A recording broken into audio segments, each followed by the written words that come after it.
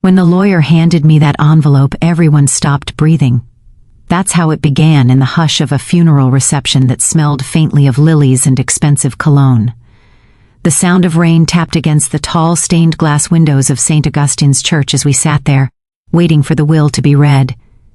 My grandfather, Harold Calloway, had been gone less than a week, and somehow grief already felt like an inconvenience to the rest of them.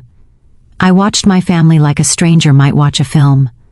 My mother, Irene, sat stiff and composed, her lipstick too red for a mourning day. My older brother, Matthew, leaned back in his chair like he was waiting for his name to be announced as the next CEO of Calloway Enterprises. And beside him, his wife, Vanessa, was wearing black silk that shimmered every time she moved, her eyes scanning the room like she already owned it. Me? I sat on the end, my hands folded in my lap, the hem of my thrift store black dress brushing my knees. My name's Claire Calloway, and if you asked anyone in that room, I was the least important Calloway of them all. Grandpa had built an empire.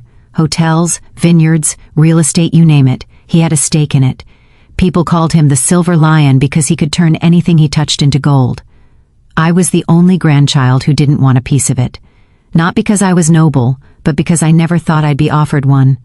When the attorney, Mr. Whitman, cleared his throat and began reading, I tried to brace myself. He started with the usual generous donations to charity, settlements for long-term staff, trusts for the grandchildren. Matthew's name came first, of course. To my eldest grandson, Matthew Calloway, for his dedication to the family business, I leave the controlling shares of Calloway Resorts, valued at $12 million. Matthew didn't even flinch, just nodded slightly, as if it was expected. Vanessa gave a tiny smile, the kind that hides triumph behind politeness. Next came my cousin, Lydia. She got the vineyard in Napa. My mother received one of the coastal properties in Maine. Every name that followed was met with murmurs, soft gasps, and polite applause from the distant relatives who had come just to witness the show. And then, after a long pause that felt like the earth holding its breath, Mr. Whitman said my name, to my granddaughter, Claire. I leave a one-way plane ticket to Monaco and a letter. The envelope will explain. The silence was deafening. Vanessa let out a short, nervous laugh, thinking it was some kind of joke. Matthew smirked. My mother looked at me, not with sympathy but embarrassment, like she wished I'd just vanish before anyone could associate me with that inheritance. My throat tightened.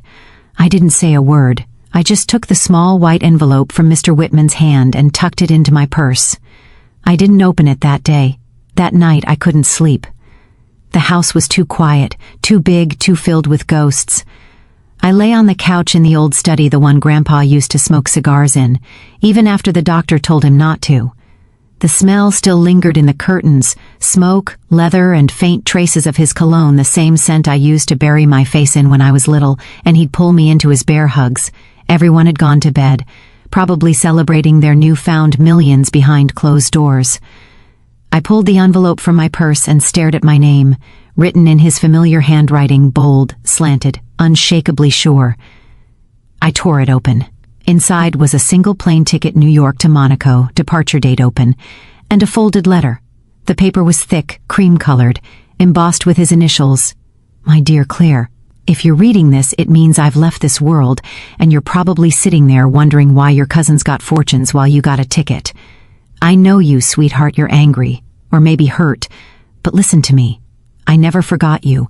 I never stopped believing in you. You are the one who ever looked at me and saw a man, not a bank. There is something in Monaco that belongs to you, something that money can't buy. I want you to find it, and when you do, you'll understand everything. Love always, Grandpa Harold. I read it twice, then a third time, but the words didn't make sense. Something in Monaco? I'd never even been to Europe. Why me?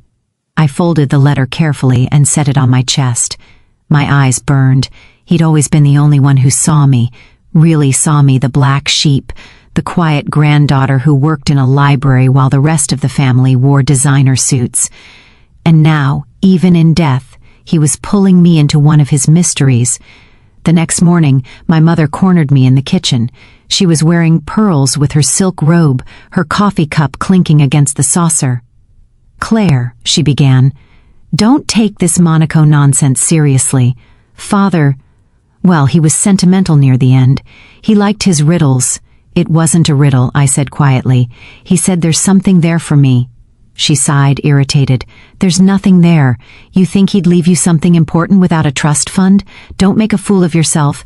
I didn't reply, but something in me, something stubborn, something I'd inherited from him, whispered that I needed to go. That night, I booked the flight. I landed in Monaco 3 days later. The air smelled like salt and perfume. Sunlight danced off the water, and the yachts glistened like floating palaces. I'd never felt so out of place. My sneakers squeaked against marble sidewalks, and my old suitcase wobbled behind me like it didn't belong either. I followed the address written at the bottom of Grandpa's letter, 23 Rue de la Mer. It led me to a small, ivy-covered building just a few blocks from the harbor. Not a mansion. Not a hotel. It looked like an old apartment, the kind an artist might have lived in decades ago. A silver plaque on the gate read, "Property of H. Calloway, Private." My heart thudded.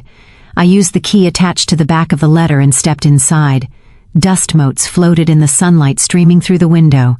The air smelled faintly of paint and turpentine. On the far wall, canvases leaned against one another, paintings I didn't recognize. But one of them stopped me cold. It was a portrait of a woman sitting by the sea, smiling softly. Her hair was pinned up, her eyes gentle, familiar. She looked exactly like my grandmother, Evelyn, except she'd died before I was born. I stepped closer. In the bottom corner of the painting there was a small brass plaque. It read, "Evelyn, 1962, Rue de la Mer." My hands trembled. Beneath the painting, a locked chest sat on the floor. A small tag hung from it for Claire. I knelt down.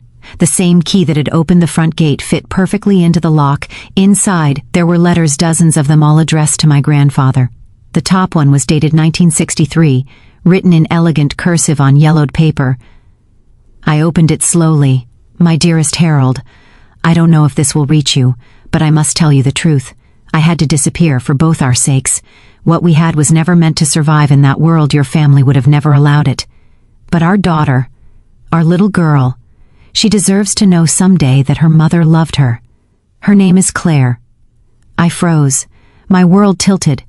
That's when I realized the truth. The woman in the letter, my grandmother, wasn't the Evelyn everyone in my family spoke about. And the daughter she mentioned wasn't my mother, it was me. I remember sitting there on the floor of that dusty apartment, the letter shaking in my hands, my pulse pounding in my ears. The world outside kept moving, cars hummed, seagulls cried, but inside, time stood still. Our daughter. Her name is Claire. Those words kept echoing in my head until they became a heartbeat of their own. I must have read the letter 5 times before my brain began to accept what my eyes were seeing. My mother, Irene, wasn't who I thought she was. My entire life, my name, my place in the family, my identity was built on a lie. I reached for another envelope from the chest. The paper crinkled softly as I unfolded it. "Harold, if you ever come to Rue de la Mer, you'll find her painting by the window. That's how you'll know she's mine. Take care of her if fate ever brings her to you. Promise me that—" Tears welled up in my eyes. Painting by the window. I turned my head slowly toward the corner of the room, and there it was. Another canvas turned to face the light. It was a painting of a little girl sitting beside a sea blue chair, her hair in pigtails, her small hands clutching a seashell. The plaque read, "Claire, 1994. That was the year I was born." My breath caught in my throat. I sank to the floor, my palms pressing against the cool wood. I felt something deep inside me shift, like the foundation of everything I'd known was cracking, splintering apart. When I could finally stand, I took photos of the letters and the paintings, my hands still trembling. I needed to know who the woman was, the one who'd written those letters. I looked for any clue. In the corner of the chest was a small leather-bound journal. The first page was filled with sketches, flowers, faces, pieces of the Monaco coastline. But then I saw the name written on the title page. Evelyn Marchand, not Evelyn Calloway, Marchand. A French surname. I whispered it to myself like a prayer I didn't understand. Evelyn Marchand. My grandfather had hidden an entire love story in this apartment, one that nobody back home had ever spoken of. And if Evelyn Marchand was my grandmother, that meant I wasn't fully a Calloway. No wonder Grandpa left me the ticket. No wonder he said something that money can't buy. The next day I found myself wandering the old streets of Monaco, clutching the journal. The city shimmered like a dream, people in linen suits sipping espresso, waves crashing softly against the pier, but I felt hollow, like I was walking through someone else's life. I stopped at a small cafe by the harbor. The waitress, a woman in her 60s with kind eyes, noticed the journal in my hand. "That's a beautiful old book," she said, her accent lilting. "You like art?" I hesitated. "It belonged to someone named Evelyn Marchand. Do you know that name?" Her smile faded a little. "Evelyn Marchand," she repeated slowly, eyes narrowing as if reaching into memory. "Ah, oui. She was an artist. Had a studio near Rue de la Mer years ago. Lovely woman, always painted near the cliffs. But she vanished, you know. People said she left suddenly. Do you remember anything else?" I asked. She shrugged gently. "Rumors. That she fell in love with an American businessman, very powerful. But it ended badly. No one ever saw her again." Her words hit like quiet thunder. I nodded, thanked her, and walked back to the studio. That evening I sat by the open window, the scent of sea salt drifting through the room, reading more of Evelyn's journal. Each entry was a confession of love, pages of her describing a man who made her feel both seen and hidden at the same time. She wrote about their secret meetings, the way he'd fly to Monaco under the pretense of business, the way they dreamed of a life they could never have. Then one entry stopped me cold. "His family will never accept me. They've already chosen a wife for him, someone proper, someone of their class. I am just a painter, but I am carrying his child. He doesn't know yet. I can't tell him not when it could ruin everything he's built." I clutched the pages to my chest. My grandfather had been engaged when he met her. He must have found out later after she disappeared, and instead of chasing her down, he'd done what the Callaways always did, buried the truth beneath money and reputation. And yet, he never forgot. He bought this apartment. He preserved her art. He kept her memory alive in secret. That night, I wrote to Mr. Whitman, the attorney, asking if there was anything in my grandfather's records about a property in Monaco or correspondence with an Evelyn Marchand. He replied the next morning. His email was brief. "Miss Callaway, Mr. Harold instructed me not to disclose details about the Monaco property until you visited it personally. If you wish, I can release the second envelope he left for you. Shall I mail it? Second envelope?" I told him yes and waited. 3 days later, a courier arrived with a small package. Inside was another letter, written in my grandfather's steady hand. "Claire, if you found Evelyn's place, then you found the truth. Your mother, my daughter Irene, was not born from love." She murmured.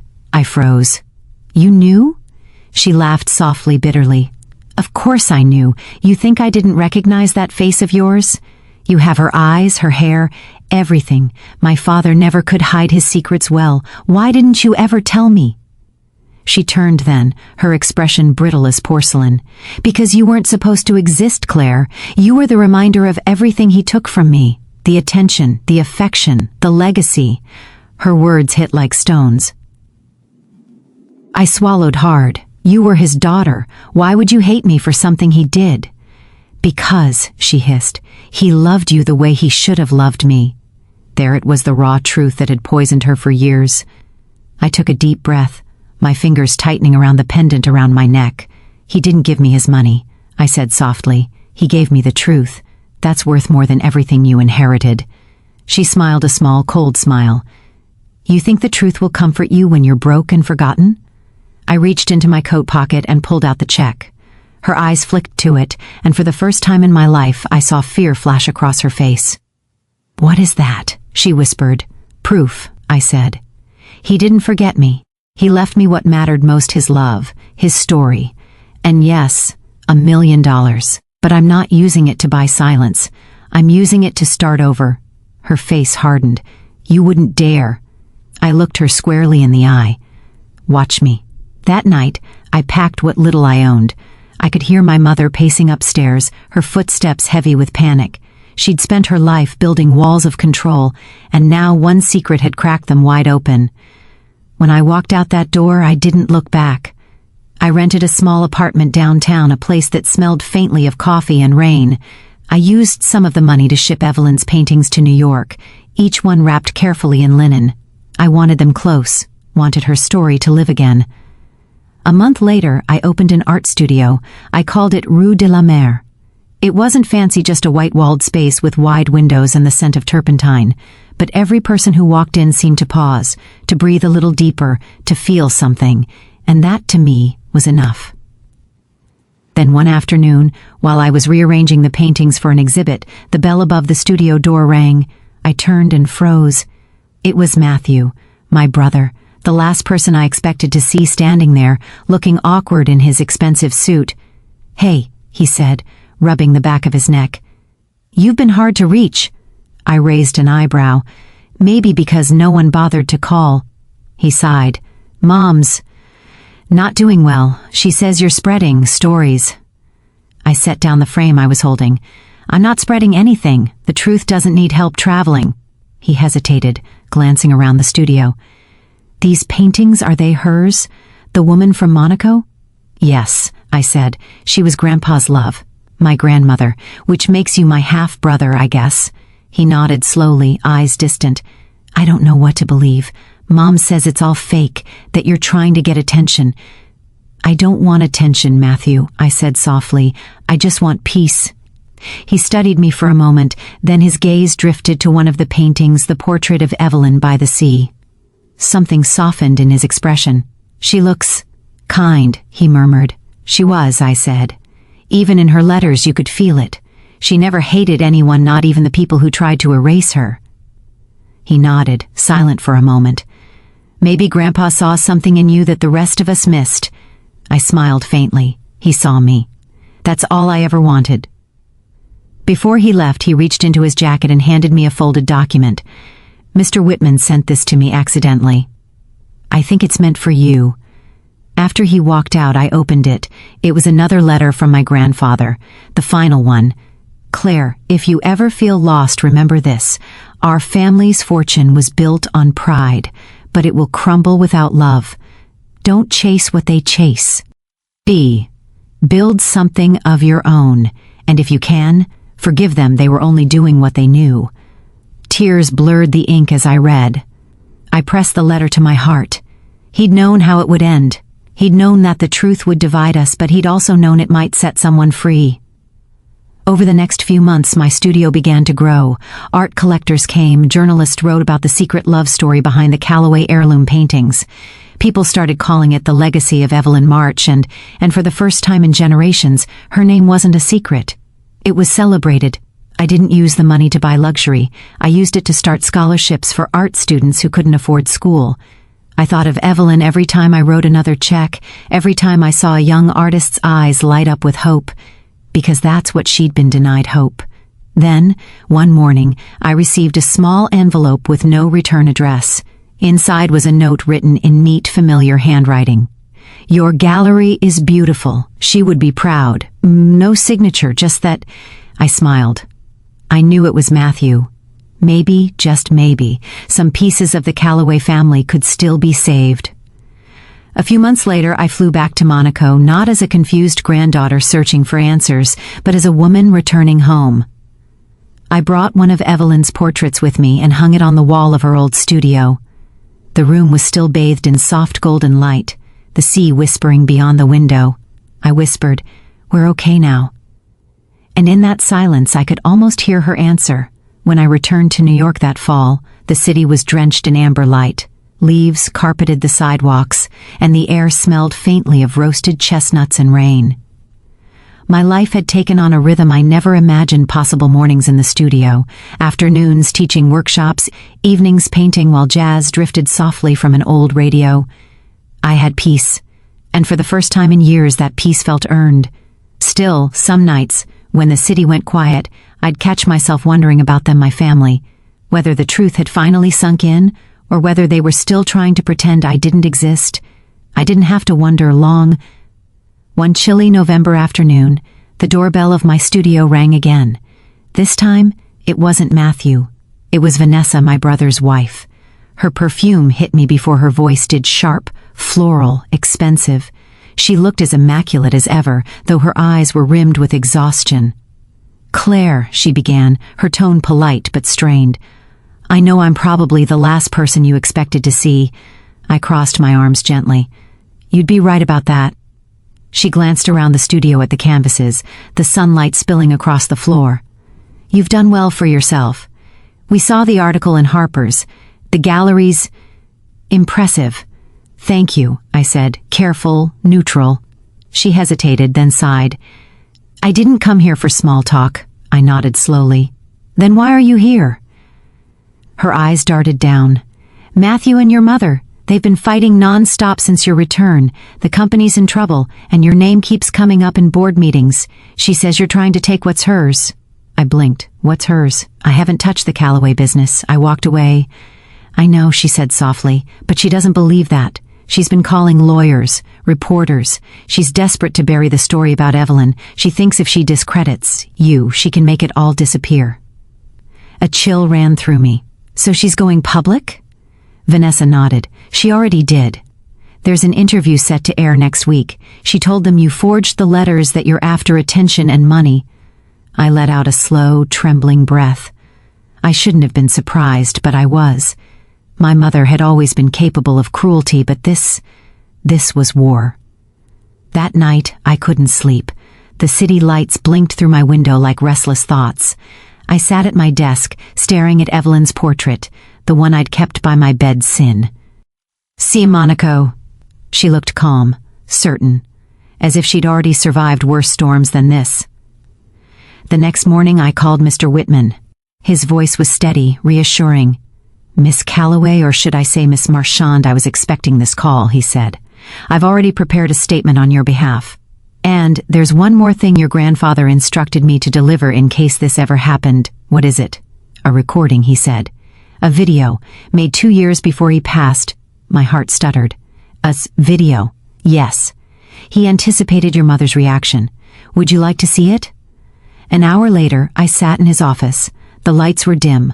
A screen flickered to life, and there he was, my grandfather, sitting in his old leather chair, sunlight falling across his silver hair.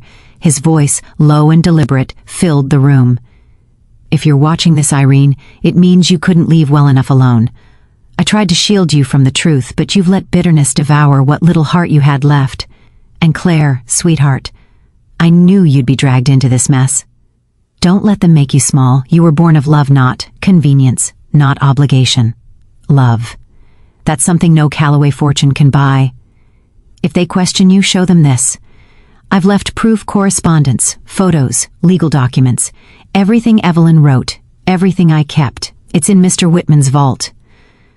Let the truth stand where pride once did. When the video ended, I couldn't move.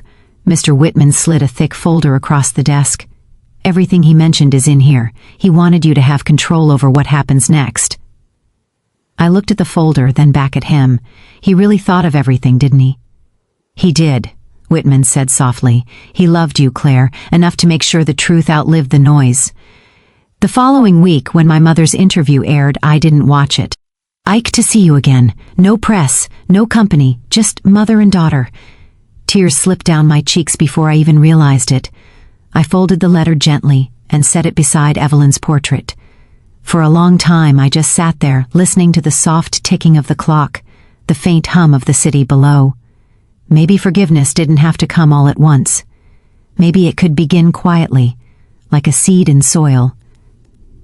That spring, I returned to Monaco one last time, not to find answers, but to bring something back. I had one of Evelyn's smaller paintings restored and placed it in the Callaway building lobby, where her name now appeared beneath it. Evelyn March, an artist, mother, legacy. People stopped and stared, some with reverence, others with curiosity. But to me it felt like a homecoming, not just for her, but for me. The black sheep had become the bridge. The forgotten one had become the keeper of truth, and all it took was a plane ticket to Monaco.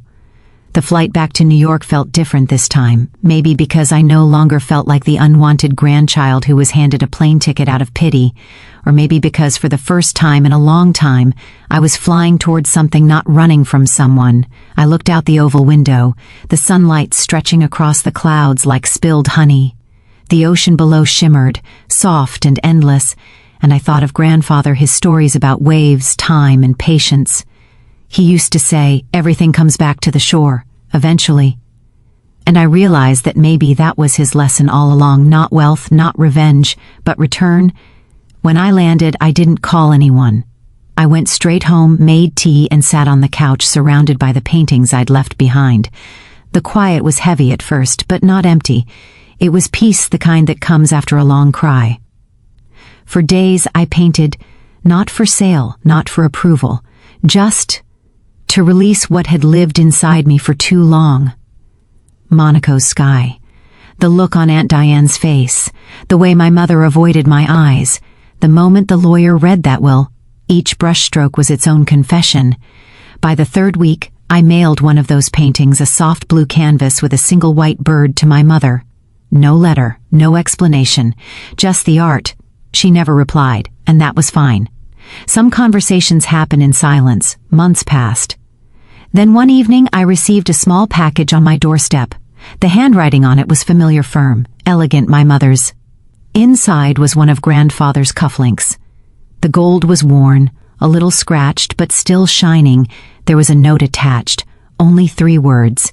He would have been proud. I sat there, holding it, the metal warm from my palm. I didn't cry, not because it didn't hurt, but because the ache had settled into something softer, acceptance, love, in its oldest and quietest form. By winter, I'd started teaching small art classes at the community center. Every Saturday morning, a group of kids would come in, some shy, some loud, and I'd show them how color could express what words couldn't. One little girl named Maggie always asked me, "How do you know when a painting is finished?" And every time I'd smile and say, "When it stops hurting." I realized that was true for people too. One afternoon I got a call from my cousin Lily, the one who'd once sneered at me in Monaco. Her voice was hesitant, softer than I remembered. "Hey, I saw your painting in the gallery downtown, the one called Inheritance. It's beautiful." There was a pause. "I just wanted to say, you deserved more. From all of us." Her words caught me off guard. I didn't know what to say, so I just whispered, "Thank you," and for a second, I felt that heavy door in my chest creak open just a little. A year later, I found myself back in Monaco, not for family, for art. A local curator had invited me to showcase my work in a gallery near the harbor, the same place I once stood crying, wondering why my grandfather had only given me a plane ticket. When I walked into the exhibition hall, the walls were lined with my paintings, each one born from the ache, the anger, the forgiveness. People whispered softly, moved by colors they didn't know held real tears. And at the center, beneath a spotlight, hung a piece called The Ticket. It showed a plane floating above a shimmering sea, half gold, half storm. A woman approached me, middle-aged, elegant, with a kind smile. "Your work has soul," she said. I smiled, glancing at the painting. It's all I had to give. After the event, I took a walk down to the shore. The water glittered beneath the evening sun, waves kissing the rocks like old friends. I reached into my pocket, pulled out that cufflink my mother had sent me, and held it up to the light. It glowed small, humble, yet bright enough to catch the sunset. I whispered, "Thank you, Grandfather," and for the first time in years I truly meant it. Then I threw the cufflink gently into the water. It sank slowly, leaving ripples that shimmered long after it was gone. Not a goodbye, but a release. Back at my hotel, I wrote one last postcard. It wasn't addressed to anyone, just a message I wanted to leave in the world. He gave me a ticket, and I thought it was an insult, but maybe it was an invitation to find my own inheritance in peace, not gold. I left it on the nightstand, open to the light. Then I lay back, letting the sea breeze hum through the curtains, and closed my eyes. It felt like home, not the one I was born into, but the one I built. A year after the gallery show, my life had become small, steady, and quietly full. Morning coffee, painting until noon, teaching art to seniors twice a week, the kind of peace that doesn't sparkle but hums gently beneath your ribs. Then one morning, while flipping through the news, I saw a headline that made my hand freeze midair. "Business Empire of the Maxwell Family Faces Investigation." I blinked, thinking I must have imagined it. But there it was, my family's name, printed in sharp, black ink across the page. something about tax irregularities, mismanaged funds, and inheritance disputes. It mentioned that a portion of the estate left behind by the late Charles Maxwell, my grandfather, had been improperly allocated. I read it 3 times before realizing what that meant. Someone had finally uncovered what my mother and uncle had done, the lawyers' forged documents, the secret transfers, the lies whispered in marble halls. I thought I'd feel vindicated, triumphant even, but all I felt was a slow, sad ache, because no matter how much truth surfaced, it could never bring back what was already lost. That week, the phone rang constantly. Reporters, old family friends, even Lily. She told me their house in Connecticut had been seized, their accounts frozen, their names dragged through the news. "Your mom doesn't talk to anyone," she said quietly. She keeps that painting you sent her on the wall, though, the one with the bird." I didn't respond right away. I just stared out the window at the slow gray drizzle, watching drops slide down the glass like years falling away. Finally, I whispered, "I hope it gives her peace." Because revenge never had a taste I liked. But peace was something I could live with. Weeks later, I got a letter in the mail from my mother. It was short, shaky in handwriting, but heavy in meaning. "You were right about him. Your grandfather didn't leave you a ticket to shame you. He left it so you could leave us before we destroyed ourselves. I see that now. I hope one day you'll come home not to our house, but to me." I folded the letter carefully and placed it beside my window, next to a small ceramic cup I'd made years ago. Then I lit a candle, just like my grandfather used to when he prayed for stillness, and I whispered, "Maybe someday, Mom. Maybe someday." In the months that followed, I became something I never thought I'd be: content. Not famous, not wry. Just quietly, peacefully content. People often asked about my art, what inspired it. I'd smile and say family. And what it means to lose it, before you find it again. Because that's the thing about inheritance. It's not about gold or land. It's about what's left inside you when everything else is taken away. One summer evening, I returned to Monaco, not for galleries this time, but for closure. I visited the small cemetery by the coast where my grandfather was buried. His headstone was simple, weathered, but elegant, surrounded by lavender that swayed in the sea breeze. I sat beside it, tracing his name with my fingertips. "Grandpa," I whispered, "I think I understand now. You didn't leave me less, you gave me freedom." For a long moment, the only sound was the ocean. Then, as if in answer, a gull swooped low, calling out before disappearing into the sunlight. And I smiled. Because maybe, just maybe, that was his way of saying he'd been watching all along. When I returned home that night, I recorded a short voice message for my students, something I'd been thinking about for weeks. It said, "Sometimes life hands you something that looks like rejection, but what if it's actually protection, a way to move you toward who you were always meant to become?" I didn't know why I felt the need to say it aloud, but it felt right, like finishing a sentence I'd been writing my whole life. Now, whenever I look at that plane ticket framed on my studio wall, yellowed and fading, I don't see an insult anymore. I see an invitation, a reminder that some blessings come disguised as heartbreak, and sometimes the greatest inheritance is the freedom to walk your own road. When I think back now, I realize my grandfather didn't just send me to Monaco, he sent me back to myself. Maybe that's what love looks like in its truest form. Not giving someone everything they want, but giving them exactly what they need to grow. So I'll ask you this. If your family handed you a plane ticket instead of a fortune, would you see it as rejection, or would you take the flight anyway?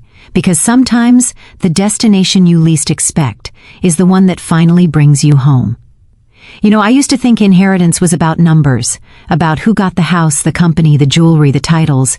But as I've grown older, I've learned sometimes the richest people aren't the ones holding the check, they're the ones holding peace. That plane ticket, the one everyone thought was an insult, it became my lifeline because it forced me to leave the noise, the greed, the expectations, and find the one thing my family had lost long before the money came: gratitude. It took me years to understand that my grandfather wasn't punishing me, he was saving me from becoming what they did, people who measured love in assets and worth in balance sheets. He must have known I would hate him for it at first.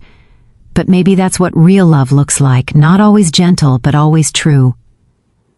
I think about my mother sometimes, how her silence still fills the room between us, but I've stopped waiting for her to apologize, Because forgiveness isn't something you give when someone asks for it, it's something you give when your heart is ready to stop carrying the weight. And mine finally is, these days my studio is full of color again, not expensive paint, not grand pieces for galleries, just simple canvases and soft light from the window, children's laughter from my Saturday classes floats in through the open door.